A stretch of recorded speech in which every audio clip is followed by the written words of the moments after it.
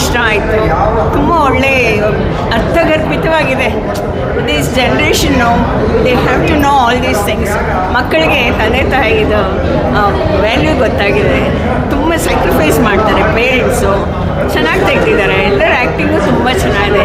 ತಂದೆಯ ಒಂದು ಸಣ್ಣ ಮಿಸ್ಟೇಕ್ ಅಲ್ಲ ಪಾಪ, ಮತ್ತು ಎಮೋಷ್ನಲ್ ಇದರಿಂದ ಆಗಿದ್ದ ತಪ್ಪಿಗೆ ಎಲ್ಲರೂ ಹೊಣೆ ಆಗ್ತಾರೆ ಅನ್ನೋದನ್ನು ತುಂಬ ಚೆನ್ನಾಗಿ ತೋರಿಸಿದ್ದಾರೆ.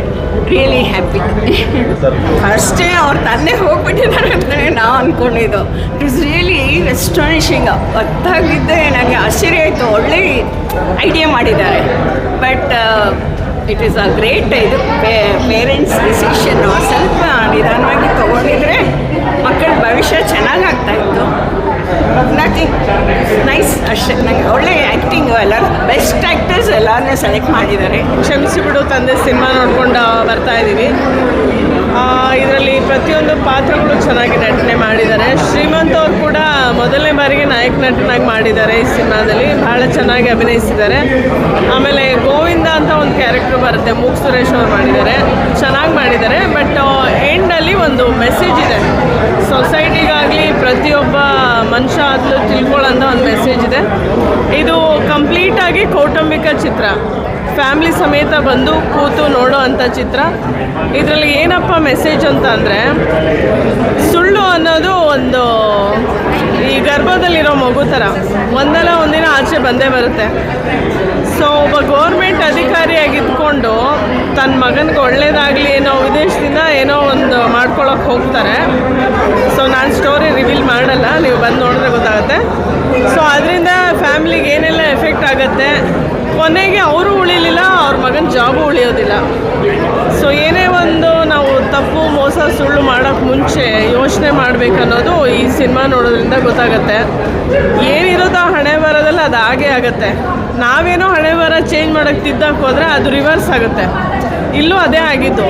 ಅವರೇನೋ ಉದ್ದೇಶ ಇಟ್ಕೊಂಡು ಮಾಡೋಕ್ಕೆ ಹೋಗಿ ಅದು ರಿವರ್ಸ್ ಆಗಿ ಕೊನೆಗೆ ಇವರು ಇಲ್ಲ, ಅವ್ರ ಕೆಲಸನೂ ಇಲ್ಲ, ಆ ಥರ ಆಗುತ್ತೆ. ಆಮೇಲೆ ಈ ಗೋವಿಂದಪ್ಪ ಅವರು ಸೆಂಟ್ರಲ್ಲಿ ಲಾಭ ತಗೊಳ್ಳೋವಂಥ ಜನ ಸಮಾಜದಲ್ಲಿ ಇದ್ದೇ ಇದ್ದಾರೆ. ಸಾವಲ್ಲೂ ಕೂಡ ಅವ್ರಿಗೆ ಲಾಭ ಬೇಕು ಅಂಥ ಜನನೂ ಇದ್ದಾರೆ ಈ ಸೊಸೈಟಿಲಿ. ಸೊ ಚಿತ್ರ ಚೆನ್ನಾಗಿ ಬಂದಿದೆ.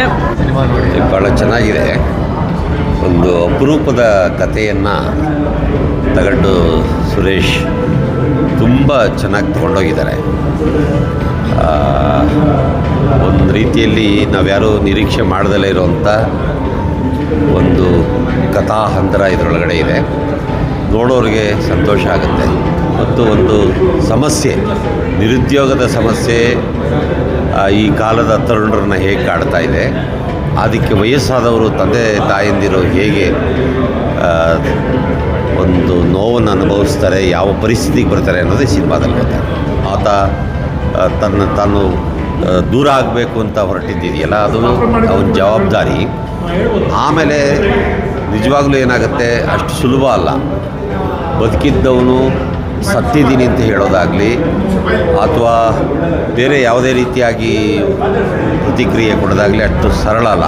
ನೋವನ್ನು ಸಂಕಟವನ್ನು ಎಲ್ಲ ಹೆಂಡತಿ ಮಕ್ಕಳು ಎಲ್ಲ ಇದ್ದಾಗಲೂ ಯಾರೂ ಇಲ್ಲ ಅನ್ನೋ ರೀತಿಯಲ್ಲಿರೋದಿದೆಯಲ್ಲ, ಅದು ಬಹಳ ಕಷ್ಟ.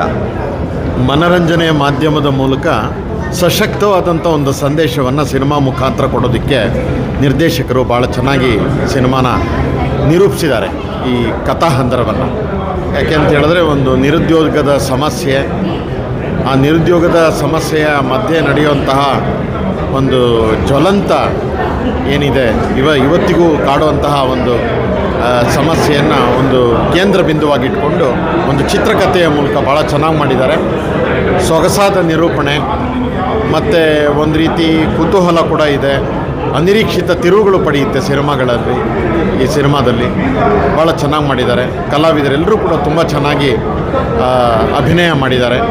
ಇಂಥ ಚಿತ್ರಗಳು ಭಾಳ ಅಪರೂಪದ್ದು. ಇಂಥ ಚಿತ್ರಗಳಿಗೆ ಪ್ರೋತ್ಸಾಹ ಕೊಡದೇ ಹೋದರೆ ಈ ರೀತಿಯ ಚಿತ್ರಗಳು ಬರೋದೇ ನಿಂತು ಹೋಗುವಂಥ ಸಾಧ್ಯತೆ ಇರುತ್ತೆ.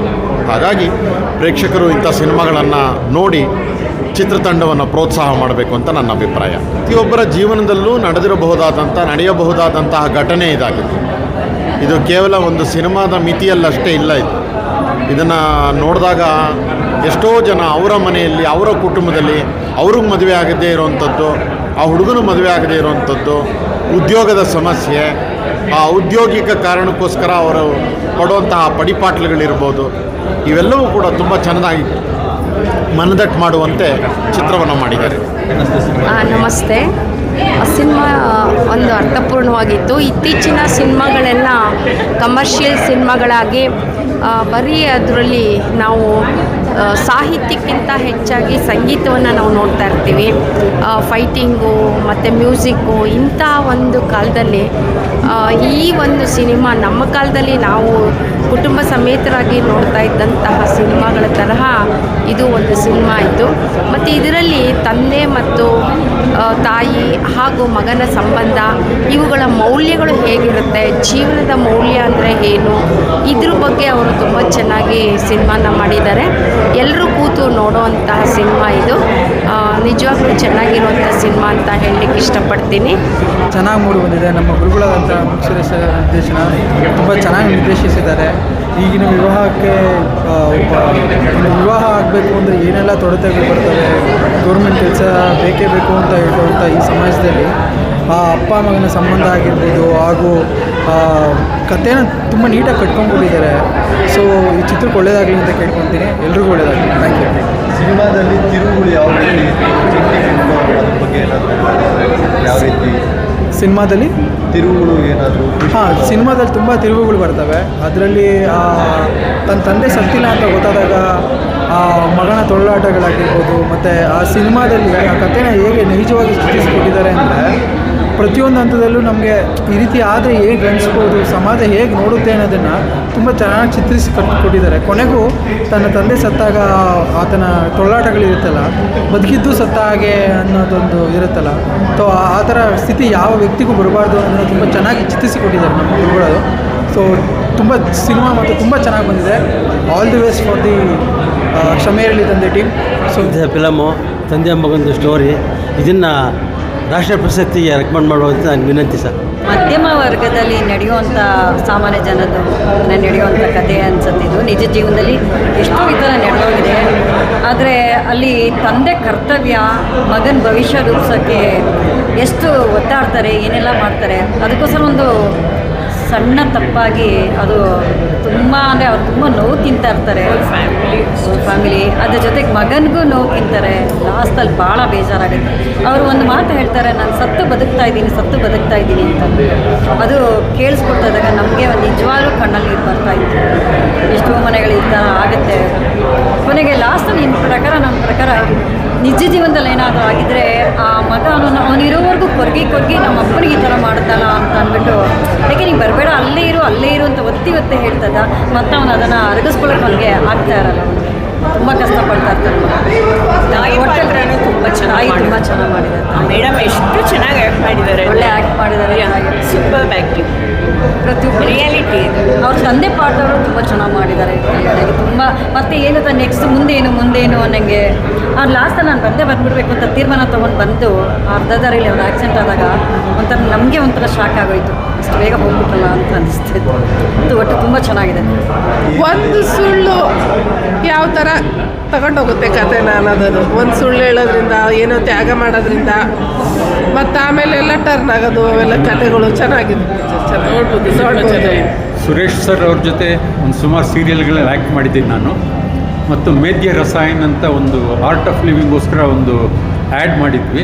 ಅದರಲ್ಲಿ ಇಬ್ಬರಿಗೂ ಪ್ರಧಾನ ಪಾತ್ರಗಳಿತ್ತು. ತುಂಬ ಜನಪ್ರಿಯ ಆಯಿತು. ಅದು ಇಡೀ ಆಲ್ ಇಂಡಿಯಾ ಮಟ್ಟದಲ್ಲಿ ಇದಾಯಿತು. ಇಷ್ಟು ದಿವಸ ಅವ್ರನ್ನ ಒಬ್ಬ ಅದ್ಭುತ ನಟನಾಗಿ ಮಾತ್ರ ನೋಡಿದ್ದೆ. ಇವತ್ತು ಅವರಲ್ಲಿರೋ ಒಬ್ಬ ಇಂಥ ಒಳ್ಳೆಯ ನಿರ್ದೇಶಕ ಅಡಗಿದ್ನಲ್ಲ ಅವರಲ್ಲಿ ಅಂತ ನನಗೆ ನಿಜವಾಗ್ಲೂ ತುಂಬ ಆಶ್ಚರ್ಯ ಆಯಿತು. ಅದ್ಭುತವಾದಂಥ ಕತೆ, ಹೊಸ ಕತೆ, ಅದ್ಭುತವಾದಂಥ ನಿರೂಪಣೆ, ಮತ್ತು ಒಟ್ಟಾರೆ ಇಡೀ ಕುಟುಂಬ ಕೂತ್ಕೊಂಡು ನೋಡಿ ಎಂಜಾಯ್ ಮಾಡ್ಬೋದಾದಂಥ ಸಿನಿಮಾ. ಸುರೇಶ್ ಅವರಿಗೆ ಒಳ್ಳೆಯದಾಗಲಿ, ಇನ್ನೂ ಹೆಚ್ಚು ಅವಕಾಶಗಳು ಅವ್ರಿಗೆ ದೊರೆಯಲಿ. ಅವರಲ್ಲಿರುವಂಥ ನಿರ್ದೇಶಕ ಇನ್ನೂ ಪ್ರಕಾಶಮಾನವಾಗಿ ಉತ್ತುಂಗಕ್ಕೆ ಏರಲಿ ಅಂತ ಹೇಳಿ